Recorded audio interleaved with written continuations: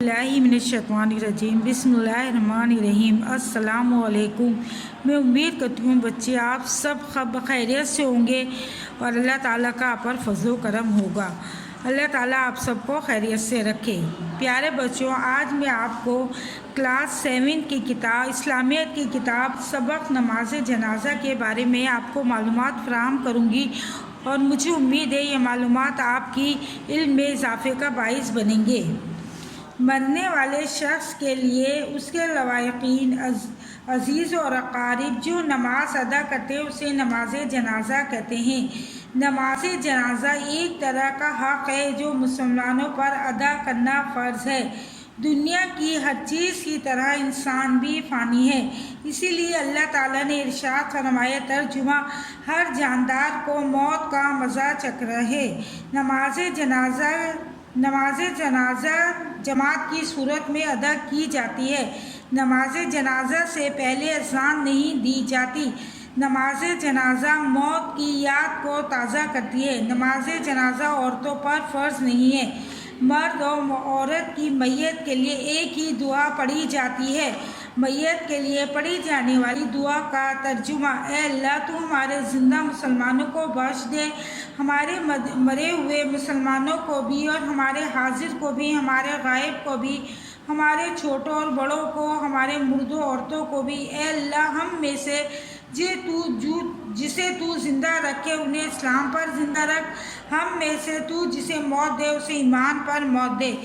نبی کریم صلی اللہ علیہ وسلم کا ارشاد پاک ہے، جو شخص کسی مسلمان کی نماز جنازہ کے ساتھ ثواب کی نیت سے چلتا ہے، اس کی نماز جنازہ پڑھتا ہے اور تدفین تک موجود رہتا ہے تو وہ 2 حصے ثواب لے کر لوٹتا ہے اور ہر حصہ احد کے پہاڑ کے برابر ہوتا ہے۔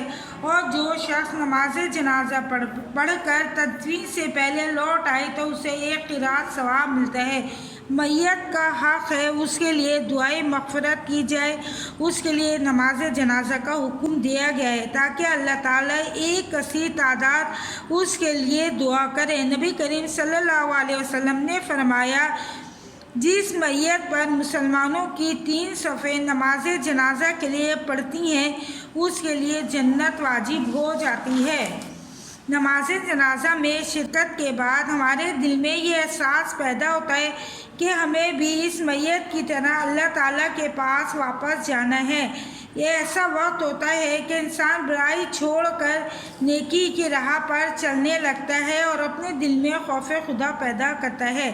5 وقت کی نمازوں کے بعد 3 مرتبہ کلمہ طیبہ پڑھیں اور اسے بطور امانت اللہ کے پاس رکھوا دیں اور دعا مانگیں۔ موت کے وقت یہ ہمیں لوٹا دیا جائے گا تاکہ آخری وقت ہماری زبان پر کلمہ جاری ہو۔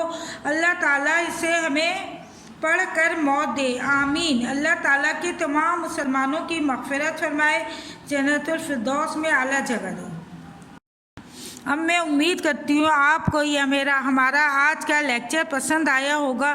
اگر اس کو سمجھنے میں نماز جنازہ کے بارے میں اگر آپ کو کوئی بات سمجھ نہ آئی ہو تو ہم سے دوبارہ رابطہ کر سکتے ہیں۔